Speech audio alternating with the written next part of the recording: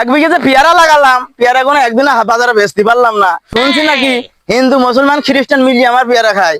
আজকে দেখি দিনি কি হয়েছে শালাদের। এই এই তো এই এই ছেলেরা, তোমরা আমার পেয়ারা গুলো মিলিয়ে দিলে, এটা ঠিকই শুনে মিলে হিন্দু মুসলমান খ্রিস্টান মিলে আমার পেয়ারা খাও। কি শালা সেটা এই শালাদের হাত আমার বাইশ থলে একটা নতুন কল করতে হবে।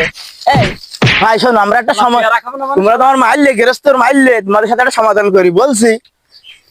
বলো। বলছে এই খোকা, এ নাই আমার মুসলমান ভাই আমার পেয়ারা খাতেই পারে, এ হিন্দু আমার পাশের দেশ ইন্ডিয়া, এরা এসে এটা নাই খাতেই পারে, তুমি খ্রিস্টান হইলে আমার পেয়ারা খালি কি করে? কিভাবে খাইলে? ধরো শালা, মারো মারো শালা। হ্যাঁ শোনো, বলছি এ তো মুসলমান ভাই, আমার পেয়ারা খাতেই পারে, তুমি হিন্দু হয়ে আমার পেয়ারা কিভাবে খাইলে? এই খোকা, হিন্দু হয়ে কিভাবে খাইলে? শালা ধরো ধরো চাচা, ধরো ধরো চাচা, ধরো মারো মারো মারো শালা। আমি তো মুসলমান চাচা। তুই মুসলমান তো আমি বুঝলাম, তুই নবীর হাদিস কোনদিন পড়িস নি যে পরের দিন চুরি করে খাওয়া যায় না? শালা তোমার তো আগে কাটতে হবে শালা, তোমার আগে কাটতে হবে শালা।